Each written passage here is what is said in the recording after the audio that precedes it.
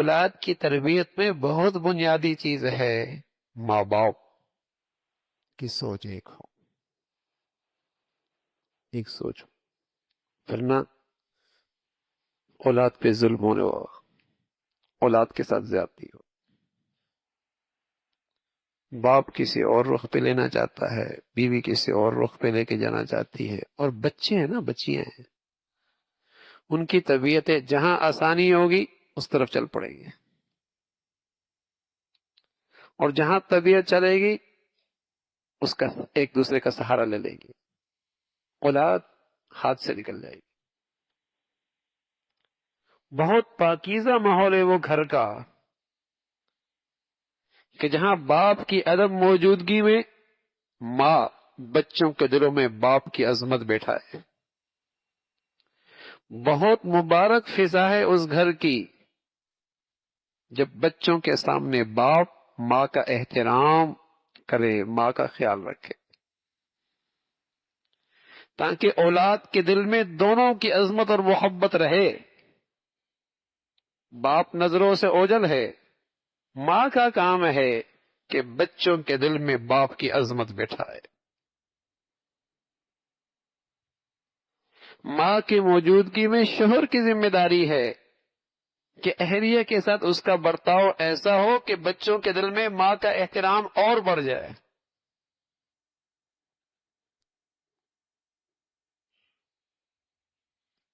تاکہ تربیت کے اس ماحول میں باپ بھی مفید رہے، ماں بھی مفید رہے۔ اور میرے عزیزو، اگر اولاد کے سامنے باپ کی برائیاں ہوں گی تو باپ کا احترام تو نکلے گا ہی نکلے گا، ماں کا بھی احترام دل میں نہیں رہے گا۔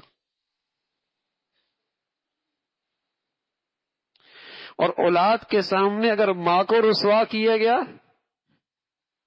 تو ماں تو دل سے اترے گی، باپ بھی دل میں نہیں رہے گا۔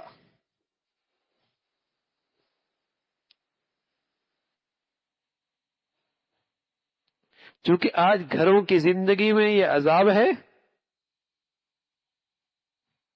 باہمی اتفاق نہیں، باہمی اتفاق نہیں، محبت میں استحکام نہیں، اعتماد کی فضا نہیں، تو اولاد کی تربیت کون کرے، کس طرف چلے؟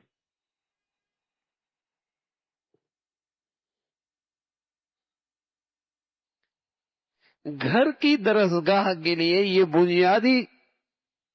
بنیاد ہے کہ وہاں فضا باہمی اعتماد کی ہو، باہمی محبت کی ہو، رائے ایک ہو۔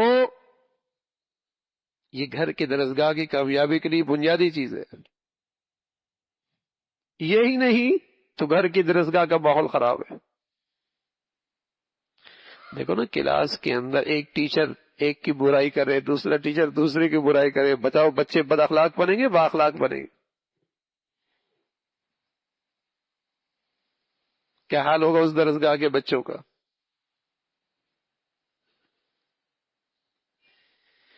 یہی حال گھر کی فضا کا ہے۔